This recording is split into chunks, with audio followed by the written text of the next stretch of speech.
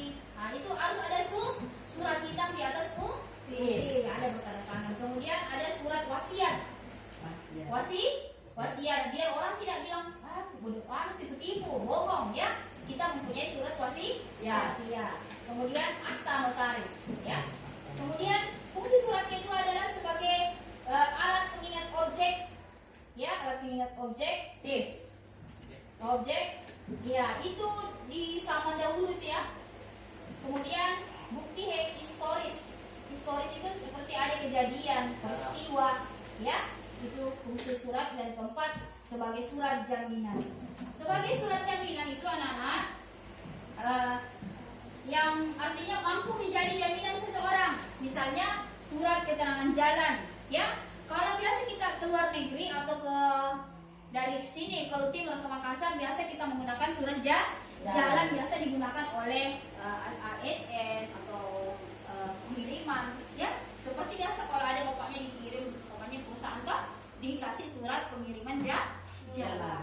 Kemudian sebagai surat keterangan sehat, ada biasa, ada bapaknya yang kerja tuh dimintai surat keterangan sehat, menandakan orang itu sehat. Dan surat keterangan sakit, contohnya biasa kita pakai di mana? Di sekolah.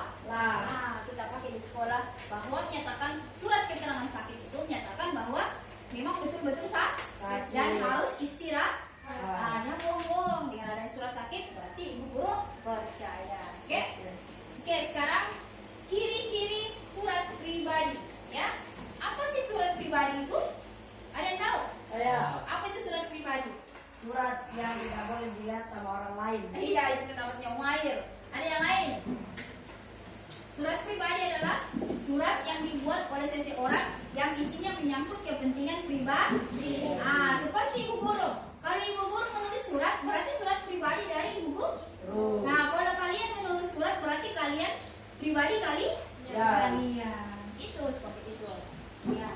Ciri-ciri surat pribadi itu yang pertama memiliki unsur pribadi seperti tanggal surat, ada ya? Ini ada tanggal surat, tempat dan tanggal surat, kemudian alamat siapa yang mau dikirimkan, kemudian pembuka, salam ya, kita beri salam dulu nak. Kalau kita menulis surat itu kita salam dulu, jangan kita langsung masuk saja.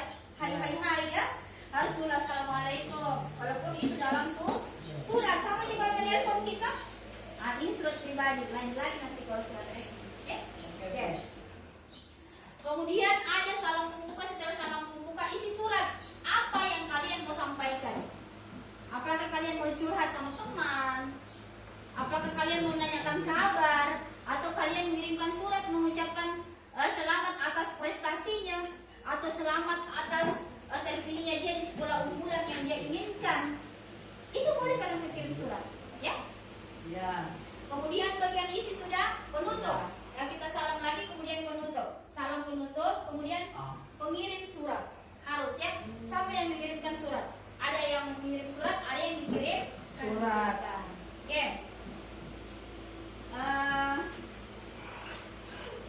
Dan contoh-contoh surat itu nak.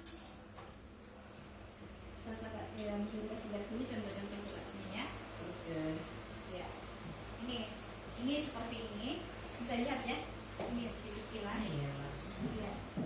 Di sini ada tempat dan tanggal surat. Ya, di atasnya tanggalnya pertama, kemudian alamat tujuan surat, kemudian kita salam pembuka, kemudian isi surat, salam penutup, dan identitas pengirim. Apakah kalian bisa membedakan antara surat pribadi? Kalau undangan itu termasuk surat atau tidak? Tidak. Undangan? Termasuk surat. Itu resmi atau tidak? Resmi. Ya, kenapa dikatakan resmi? Karena undangan pesta untuk makan-makan. Nah ini contoh surat juga ya. Ini kalau surat resmi dia ada surat pokoknya, kemudian ada nomor, yang mau dikirimkan kepada siapa dan di mana. Kemudian isi surat, ya perhatikanlah ketika kalian membuat surat, walaupun bukan surat pribadi, kata-kata kalian harus santun. Ya. Kemudian isi surat, kemudian ada di sini tanggal apa yang mau dibicarakan, dan ini surat resmi ya. Dan ada stempel di bawahnya. Oke? Seperti itu ya, ini surat resmi. Nah, tapi hari ini kita belajar tentang surat pribadi.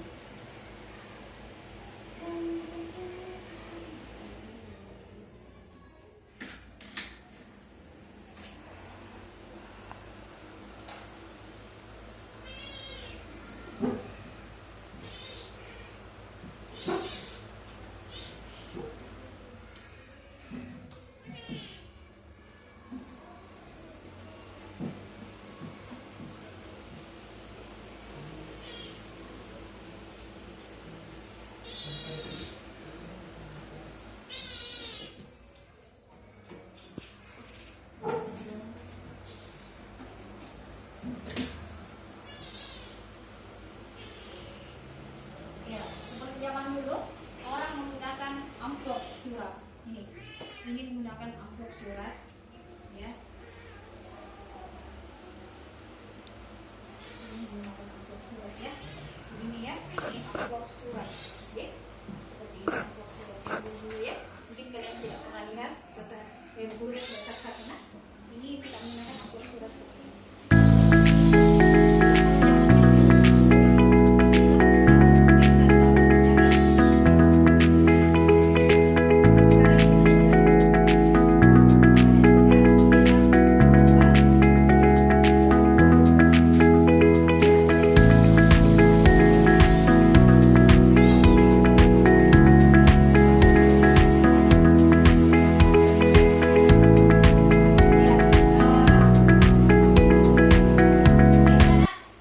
Sekarang boleh kalian mengerjakan tugas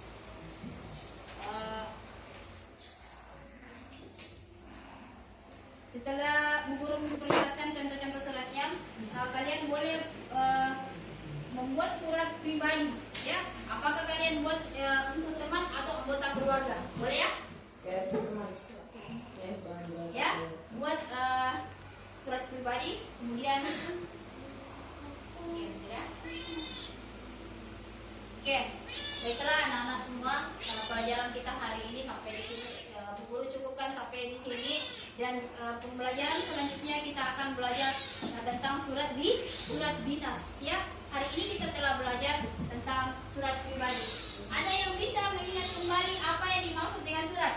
Saya untuk mengirim orang. Sebagai sarana alat komunikasi tertulis. Pintar.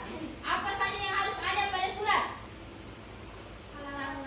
Tanggal, empat, ya, isi surat, apa lagi? Tujuan, apa lagi? Kemudian ada penutup dan pengirim surat.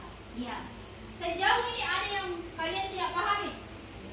Paham semua ya? Alhamdulillah. Oke, pelajaran selanjutnya kita akan belajar tentang surat dinas, ya. Hari ini kita telah mempelajari surat pribadi. Pembelajaran selanjutnya kita akan mempelajari tentang surat dinas.